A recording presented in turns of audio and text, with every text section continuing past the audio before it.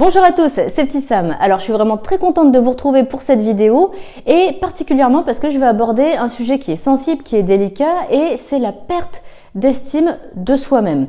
J'ai vraiment voulu faire cette vidéo parce que j'ai rencontré des tas de personnes qui non seulement n'avaient plus confiance en elles pendant leur recherche d'emploi, mais pire encore, qui avaient perdu l'estime d'elles-mêmes. Et je trouve que cet état d'esprit est tellement dévastateur et il met tellement à mal les candidats qui sont déjà dans une situation difficile, c'est pas évident de rechercher un emploi, que je tenais vraiment à faire une vidéo pour vous proposer des conseils qui, je l'espère, vont vous aider à sortir de cet état d'esprit négatif, à vous redonner un petit coup de fouet et à faire en sorte que vous allez retrouver progressivement l'estime de vous-même. Donc dans cette vidéo, finalement, je vais vous proposer 3 méthodes qui sont vraiment simples à mettre en place et qui, je l'espère, encore une fois, vont vous apporter du positif et vont vous donner peut-être le petit coup de pouce, le petit coup de fouet qui vous manque aujourd'hui pour aller de l'avant.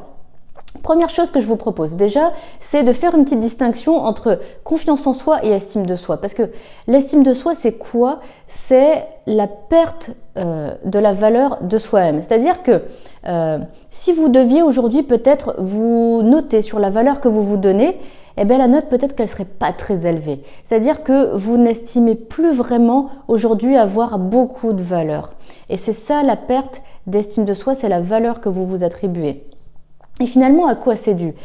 Quand on est en situation de recherche d'emploi, eh bien forcément, ça isole. Vous voyez moins de personnes, vous êtes moins en contact finalement avec l'extérieur, vous êtes moins en contact avec toutes les interactions qu'on peut avoir quand on a un emploi. En plus de la solitude, forcément, comme vous n'êtes plus sollicité dans le cadre d'un emploi salarié, peut-être que vous perdez aussi votre sentiment d'utilité. Et tout ça, ça fait que progressivement, bien, vous ne vous sentez plus utile, vous ne vous sentez plus avoir un intérêt pour les autres. Vous ne voyez pas ce que vous pouvez apporter aux autres et progressivement, peut-être que vous commencez à croire que finalement, vous n'avez plus rien à apporter. Et ça, c'est totalement faux. C'est juste qu'il va falloir reprendre ce contact avec la société, avec l'extérieur. Et si finalement, on ne vous sollicite pas pour apporter vos compétences, eh bien, moi, je vais vous proposer justement quelques petits conseils pour vous-même proposer vos compétences et les utiliser.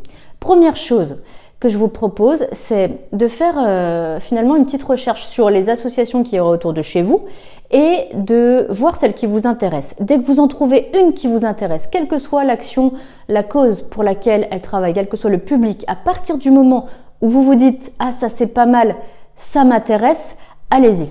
Sortez, allez voir cette association, voyez concrètement ce qu'elle fait et dites-lui que vous avez un peu de temps à lui proposer. Est-ce que cette association, elle recherche des bénévoles? Soyez clair bien sûr sur le temps que vous pourrez lui accorder. Si c'est qu'une fois par semaine, eh ben c'est déjà très bien. Allez-y au moins une fois par semaine. Pourquoi? Parce que du coup, c'est une fois où vous allez sortir de chez vous. C'est une fois où non seulement l'association, mais les personnes qui bénéficient de cette association vont compter sur vous. On va vous demander des choses. Vous allez être productif. Vous allez apporter du positif aux autres. Non seulement votre temps, votre énergie, vos échanges que vous allez apporter. Et ça va faire tellement de bien aux gens que vous allez accompagner. Je vous donne un exemple. Il y a encore pas longtemps, je lisais un échange avec justement une personne sans-abri et un bénévole. Et ce sans-abri, qu'est-ce qu'il disait? Il disait, bien sûr que j'ai besoin de manger, bien sûr que j'ai besoin de me réchauffer, mais ce qu'il me faut surtout, c'est que les gens me regardent, c'est que les personnes me parlent et de la considération pour moi. Ce serait au moins un sourire. Et je suis convaincue que vous êtes en capacité d'apporter ça aux personnes qui en ont besoin. Il faut juste franchir le pas de votre porte, aller vers ces associations et commencer à discuter et vous allez voir à quel point vous aurez de l'importance, à quel point vous aurez de la valeur. Vous allez voir que vous allez même être attendu par ces personnes qui vont compter sur vous. Et ça va vous faire du bien. Encore une fois, vous allez vous sentir utile, ça va vous redonner de l'estime de vous, ça va vous redonner de la valeur et tout ça va vous inscrire dans un cercle vertueux. C'est-à-dire que plus vous allez retrouver l'estime de vous, plus vous allez vous faire confiance, plus vous allez vous remettre dans d'autres actions. C'est-à-dire que peut-être vous allez avoir le coup de fouet qui vous manquait pour reprendre de manière régulière vos recherches d'emploi, pour refaire, peut-être aller voir votre conseiller, peut-être aller voir des structures, peut-être aller faire des candidatures spontanées, peut-être regarder régulièrement les offres d'emploi. Et en reprenant confiance en vous, en plus, vous allez inspirer confiance. Et là, je pense bien évidemment aux recruteurs. Donc, franchissez le pas, allez voir les associations, proposez-vous pour du bénévolat, même une fois par semaine, même 1 heure par semaine. Je vous assure que ça fera la différence. Deuxième chose que je vous propose, parce que je vous ai dit quand même 3 conseils. Donc, deuxième conseil que je vous propose, le sport.